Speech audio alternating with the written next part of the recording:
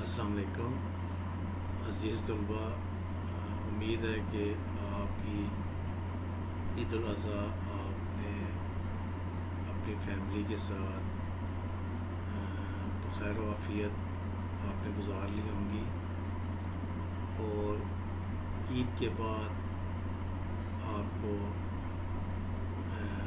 اب تعلیم کا سلسلے میں یہ جو لیکچر میں آپ کو دے رہا ہوں، یہ جو سوال ہے نظام تنفس سے کیا مراد ہے، اور نظام تنفس میں کام کرنے والے اعضاء کے نام اور کام کی تفصیل، یہ آپ نے میٹرک میں بھی سوال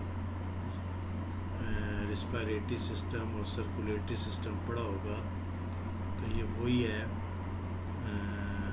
نظام تنفس کے بارے میں، یعنی کہ سانس لینے کا جو عمل ہے اس کو ریسپائریٹری سسٹم کہتے ہیں۔ تو نظام تنفس کا تازہ ہوا یعنی کہ آکسیجن پھیپھڑوں میں آپ ریسیو کرتے ہیں، خون کو آکسیجن مہیا کرتی ہے اور وہاں سے فاصل مارتے ہیں، یعنی کاربن ڈائی آکسائڈ سانس کے صورت میں پھیپھڑوں سے باہر خارج ہوتی ہے۔ تازہ ہوا پھیپھڑوں میں پہنچتی ہے تو خون صاف اور چمکدار ہو جاتا ہے۔ ایک بالغ شخص 1 منٹ میں 250 ملی لیٹر آکسیجن اپنے جسم میں داخل کرتا ہے اور تقریباً 200 ملی لیٹر کاربن ڈائی آکسائڈ خارج کرتا ہے۔ اب سانس لینے کا کے 2 عمل ہیں، درآمد تنفس اور برآمد تنفس۔ درآمد یعنی کہ سانس اندر لینا، اور برآمد یعنی کہ سانس باہر نکالنا۔ تو سب سے پہلے درآمد تنفس یعنی کہ سانس اندر لینا، سانس لینے کے عمل کو، اس عمل کو درآمد تنفس کہتے ہیں۔ اس عمل میں ہوا پھیپھڑوں میں داخل ہوتی ہے، پسلیوں کے درمیانی عضلات سکڑتے ہیں، جوف یعنی چھاتی کا پنجر پھیل جاتا ہے اور ڈایافرام سکڑ کر نیچے دب جاتا ہے، پسلیوں کی ہڈی اور سینے کی ہڈی اوپر اور باہر کو پھیل جاتی ہے، اس سے سینے کا خلا زیادہ کھل جاتا ہے اور لچکدار پھیپھڑے پھیل کر اس خلا کو بھر دیتے ہیں، جس کی وجہ سے پھیپھڑوں میں ہوا کا دباؤ کم ہو جاتا ہے، اور چونکہ باہر کی ہوا کا دباؤ زیادہ ہوتا ہے جس کی وجہ سے باہر کی تازہ ہوا سانس کے ذریعے پھیپھڑوں میں چلی جاتی ہے۔ اس عمل کو درآمد تنفس کہتے ہیں۔ جب ہوا اندر جاتی ہے تو 21% آکسیجن 0.04% کاربن ڈائی آکسائڈ اور 89.02 نائٹروجن جسم میں داخل ہوتی ہے۔ یہ تو ہو گیا درآمد تنفس۔ اب میں آپ کو بتاؤں گا برآمد تنفس۔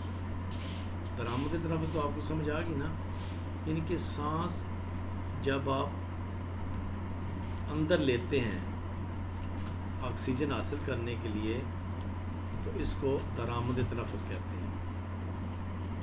اور نمبر 2 ہے برآمد تنفس۔ پھیپھڑوں سے ہوا کے خارج ہونے کے عمل کو برآمد تنفس کہتے ہیں۔ اس عمل میں ڈایافرام اور پسلیوں کے عضلات ڈھیلے پڑ جاتے ہیں، جس سے ڈایافرام، پسلیوں اور سینے کی ہڈی اپنی اصلی حالت میں واپس آ جاتے ہیں، جس سے پھیپھڑوں پر دباؤ آ جاتا ہے، اور اس دباؤ کی وجہ سے پھیپھڑوں سے ہوا باہر خارج ہو جاتی ہے۔ اس عمل کو برآمد تنفس کہتے ہیں۔ برآمد تنفس کے دوران 16% آکسیجن، 4.04% کاربن ڈائی آکسائڈ اور 89.02% نائٹروجن جسم سے باہر خارج ہوتی ہے۔ یہ عمل باقاعدگی سے ہوتے رہتے ہیں، جس کی وجہ سے عمل تنفس جاری رہتا ہے۔ عمل تنفس میں حصہ لینے والے اعضاء